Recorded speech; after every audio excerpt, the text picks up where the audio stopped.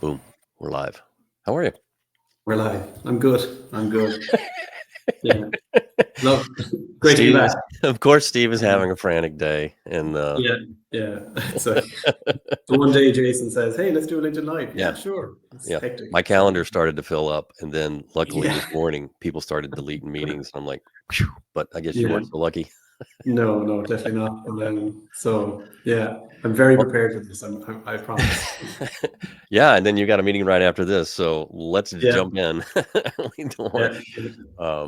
yeah. So, most hotel digital strategies are stuck in the past.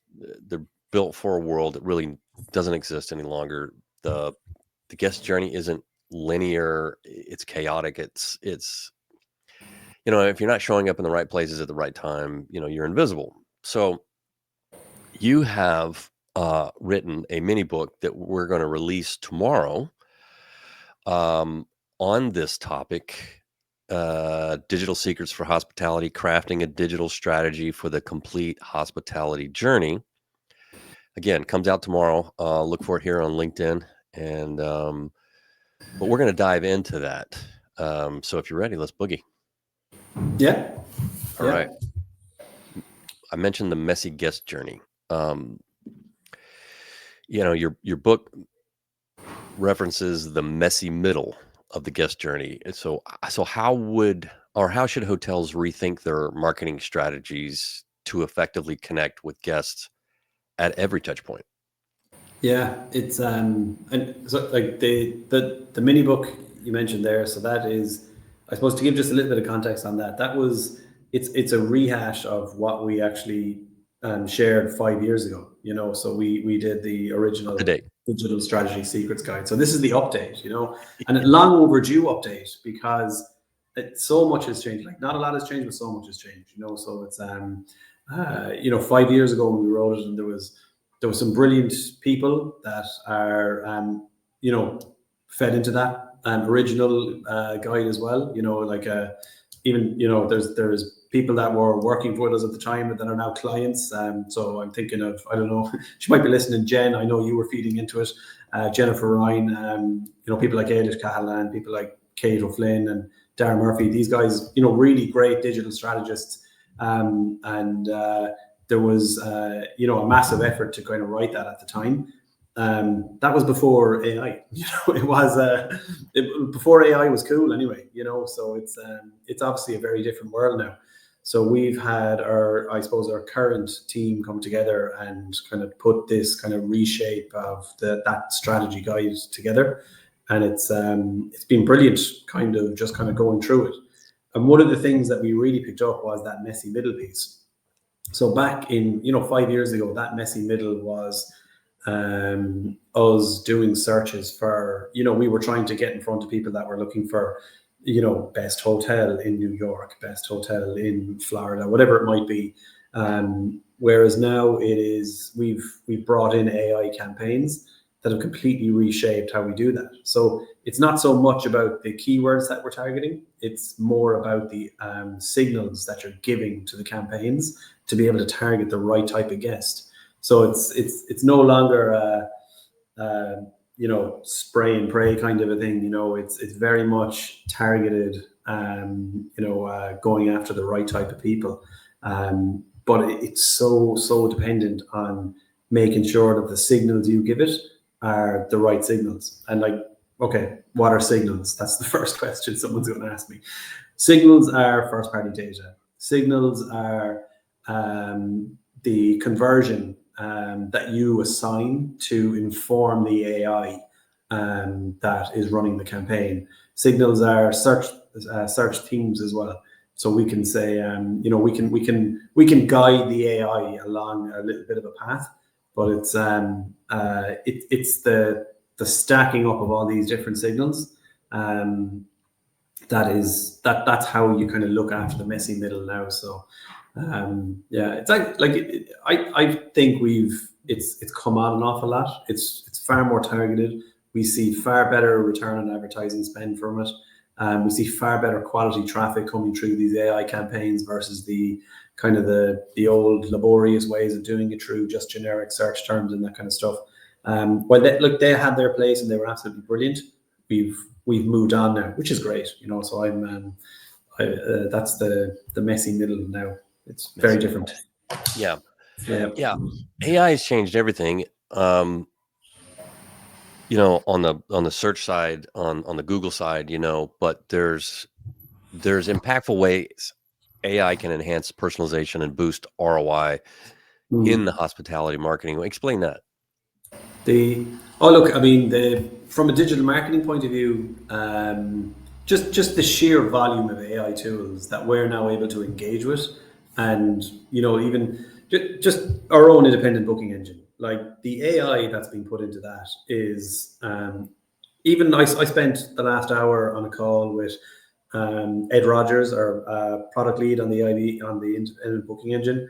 And he was just talking through what they're currently doing in terms of the AI that they put into it, and being able to, from a digital marketing point of view, being able to land traffic onto a product that is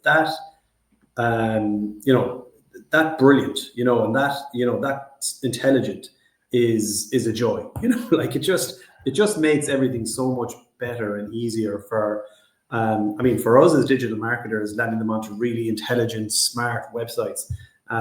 But then for the user guest as well, for the end user, like they're landing onto a website with, real genuine recommendations. It's just makes everything so much better.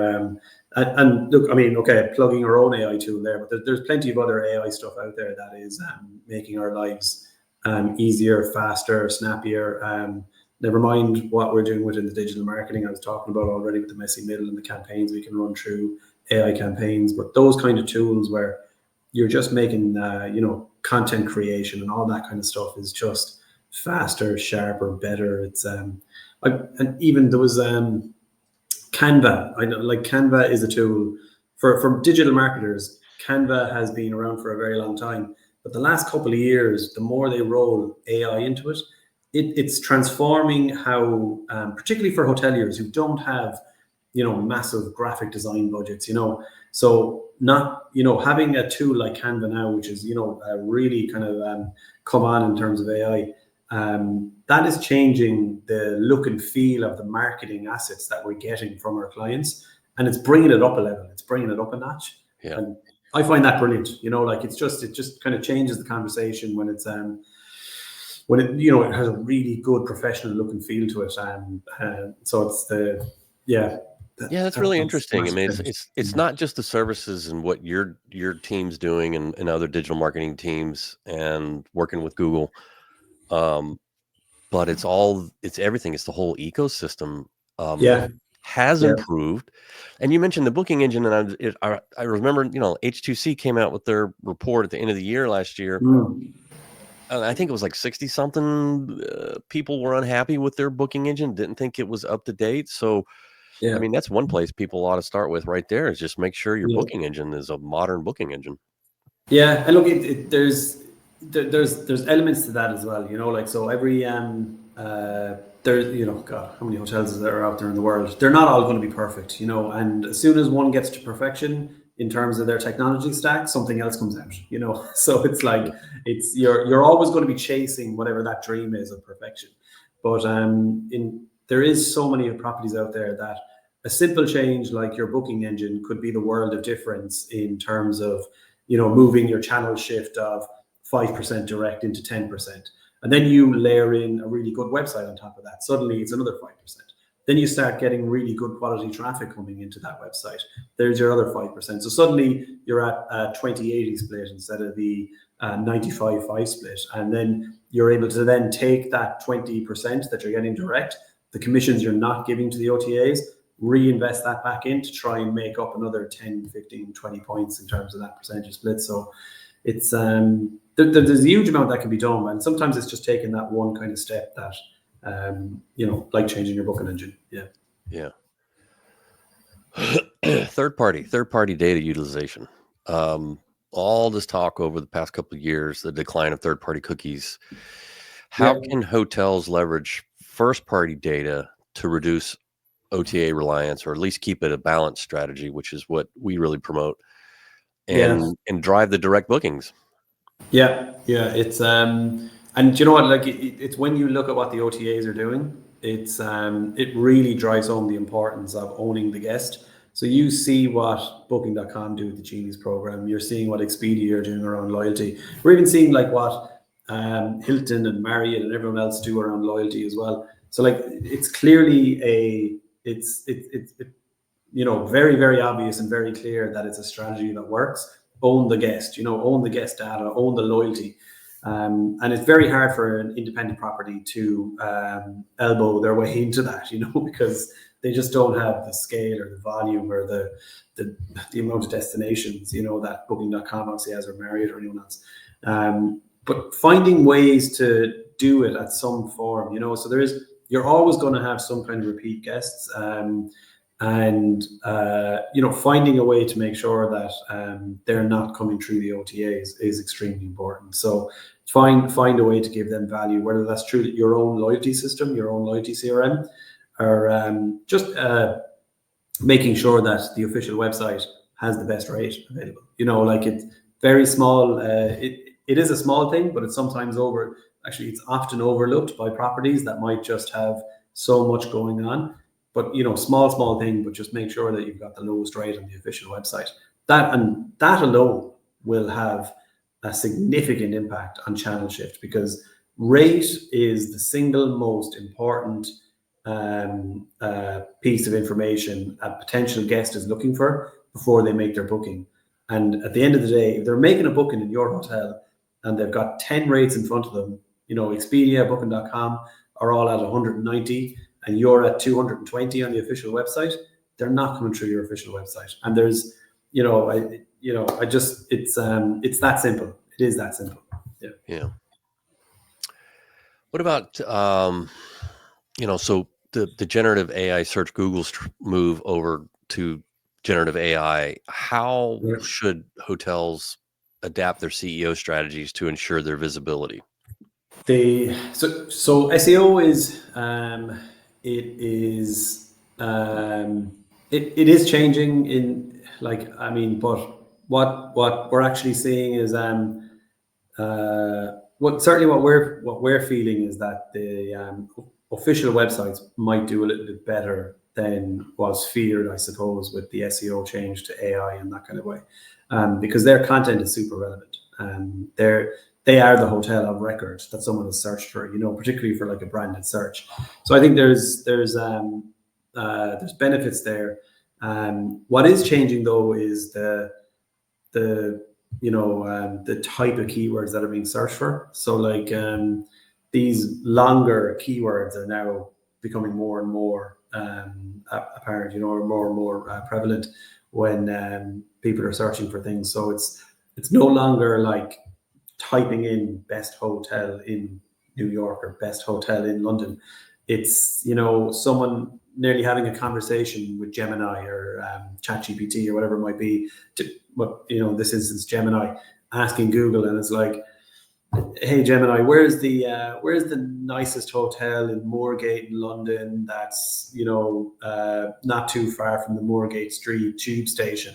And suddenly you've got this keyword, which is like, no one is searching for that, but like it's a conversation, so this is where the AI comes into it, and it just plays such a massive part in making sure that you're relevant. So Google knows and understands that you're relevant to being a hotel near Moorgate tube station or underground station.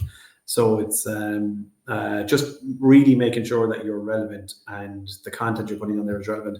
Because as soon as you're not relevant, and as soon as people are coming onto your website, realizing they've made a mistake and backing out and being unhappy with the experience, that's a signal back to Google to say, look, these guys are coming onto the website. They're spending less than 10 seconds on it.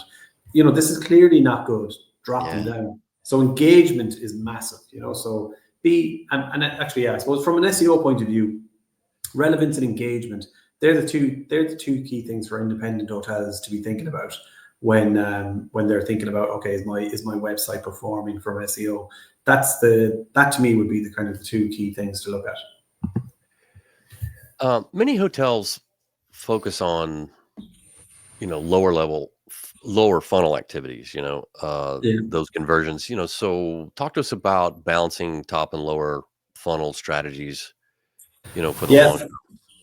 it's long been a frustration of mine that we've had to battle with the OTAs for years, just for hotels to win their own demand, you know. So it's like, but I get it. Look, I mean, the OTAs, they're very much a partner of the properties as well, and they want to win those conversions too. They feel like they've played a part in getting them through. More than likely, they have. If you look at the search journey today of someone coming into your hotel, there's a very good chance that they've been on 3 or 4 OTAs. You know, if they've completely never been exposed to your brand before, it's the first time coming to your area, first time coming to, you know, your city, whatever it might be. They've been all over social media. They've been in and out of the search engine. They've been on their mobile. They've been on their desktop. They've been in the OTAs. They've been in the different meta search platforms. It's you know, the amount of engagement that person has had along that travel journey is staggering. You know, so the OTAs absolutely are playing a part. What kills me is the when someone is googling that brand, and the OTAs then are ramping up their spend. I suppose they're being super aggressive to try and win that branded search. Um, because at the end of the day, it does come down to price an awful lot. So, and that then is, it's just this never-ending trap, and this circle of, you know, everyone chasing that click, increasing the average CPC, reducing the return on advertising spend, reducing the cost per acquisition of everything that the properties are doing. And then, like, probably one of the key things, and one of the most interesting things that are coming out of the white paper that we did, is when we're looking at OTAs who are bidding on a property that has a, you know, an official website for our strategy. So they've got the lowest rate on their official website. The average CPC was much lower when they were bidding against the OTAs, because the OTAs knew they weren't going to win that one. So they were being part of the auction, but they were, you know, they were being passive in that auction. They weren't being aggressive. Then we move up to the next stage where the someone will have very good, strong control of their rates, and they're maintaining the OTAs at parity, which is no easy task in this day and age. You know, so like if you have parity right across, and we looked at all of the hotels that are doing that, and we found that, okay, there's actually the OTAs know now they're with a 50-50 chance. You know, so it's suddenly, hey, we can be in this auction. The cost per click goes up, so it goes up in the, I can't remember the exact numbers, but, you know, assume that it's gone from 30 cents to 50 cents. Yeah. And then the next one up then is where the OTAs are taking, they're showing the lowest rate, and they're undercutting the hotels, you know, 10, 15, 20 euros, dollars, whatever it might be. That then is where we see the significant increase, where the aggression in terms of the auction goes through the roof. And the average CPC suddenly jumps up from 30 cents to, you know, a euro, a dollar, a pound, whatever it might be. So suddenly, like, they've ramped up, but they know they're in the driving seat. You know, they're going to win that conversion. So I think that the number was that for every 10,000 clicks, if you give the OTAs the lower rate, for every 10,000 clicks that you spend to bring onto your website, you're spending an extra 3,000 euros to get that person to get those 10,000 clicks, versus the guys that aren't, you know, that they've got the lowest rate. So their cost per acquisition is so much cheaper. So it's this kind of, the idea of this kind of hidden tax on why giving the OTAs that is that you're not just giving them all the commission, or you know, they're not just taking all the commission from your revenue. They're actually costing you even more, which you don't factor into that. So it's yeah, that was probably one of the most interesting things that really kind of cropped up out of the research that we did. Yeah. Let's talk about budgets. You know, based on the mini book's recommendations, what percentage of revenue should hotels invest in digital marketing, and like how should that be divided across channels? Does it vary? Yeah, it's It does vary, and it should vary. So, like some channels, not all channels are equal, and some channels deserve more budget than others. And look, and this is coming from our strategy. We have a very we might have a very different approach than others. So, like in case anyone is listening to this and getting upset thinking about the numbers I'm going to share with them, it's we just have this kind of focus, and this is the way that we see it, and this is the one that gets us results. We typically say, you should be, depending on the type of property you are, whether you're a high-end resort 5-star property or 3-star hotel in the city centre, it's going to vary differently, primarily because ADR changes very differently, varies differently. So, but typically you should be investing in the region of 2 to 4% back in from your booked revenue. You should be investing that back into your marketing spend across, your Google ads, your Microsoft ads, your meta search, your social ads, everything, so that should just to give you a ballpark. But then highly competitive city center locations, they might be a 5-star with very high ADR. They should still be investing 3.5% back because it's super highly competitive. London being the prime example there. Whereas some properties then that don't have to fight with OTAs and are they might be doing a different marketing strategy where they've completely invested in their brand building through social media and that kind of thing. They might only invest 1.5%. So it can completely vary, but certainly our recommendation would be anywhere between the 2 to 4%, and you're in a good place. Yeah. Guest engagement. So the other thing that readers will find in the book is the importance of reinforcing guest choice post booking. So loyalty. So Yeah. quickly, you have any strategies that hotels can use to enhance loyalty and increase lifetime value for the hotel? I'd say like the one thing that it's something that we talked about internally here for a few years is that there's you make a booking today for a hotel, that's that is not locked in revenue. That's still up in the air because who else knows you made a booking is the OTAs, and they're fully aware that you're still in the market for that property.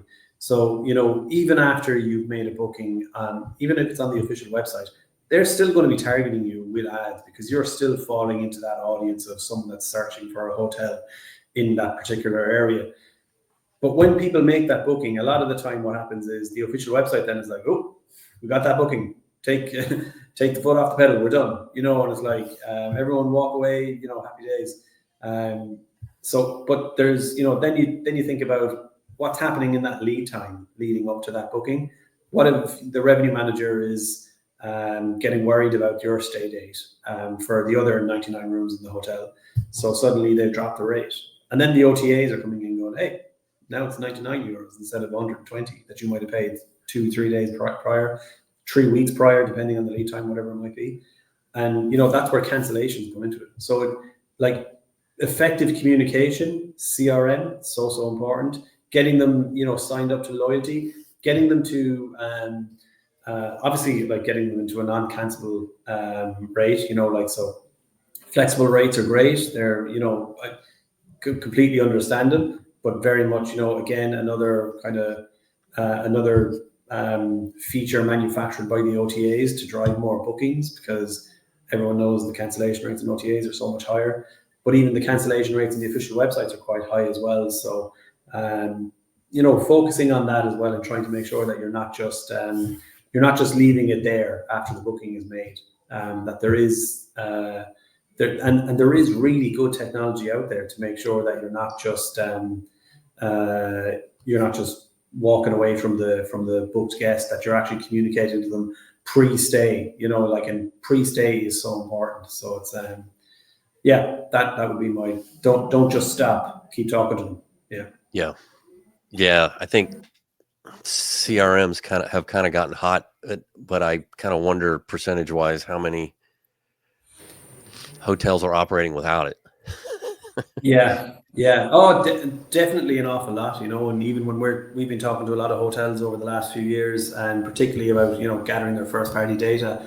And that's when it becomes really apparent that a lot of them are missing CRMs. Now, like, we work with an awful lot of clients who are so on top of their CRM game, and they're brilliant at it. And they're so right to do it, because it's the revenue they're generating from being on top of the CRM, from having like a CRM specialist in house, someone that's actually dedicated to that role. That's okay. One independent hotel might not be able to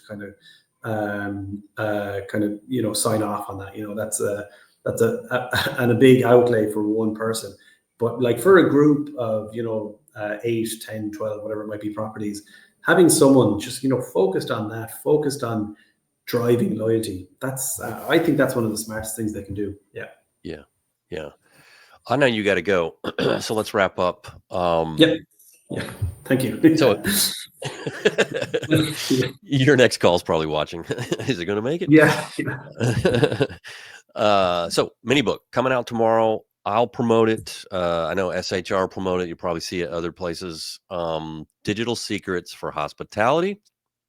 Crafting a digital strategy for the complete hospitality journey. We like long titles. Anything to add about the book or what's coming? Yeah. Yeah, look, I mean, this is it. It's again, it is a guide. It's very much trying to kind of inform people that it is possible to have a good balance between the OTAs and the official website. It's not something that's completely out of reach. There's baby steps you can take to get there, and if you read through the book, there is an awful lot of information in there, but I hope people find value out of it. And if they like what they read and they want to come talk to us, we're more than happy to come and chat to them. Yeah. Perfect. All right. Thank you for joining me, sir. Thanks, Jason. Best of luck. Okay. Bye bye.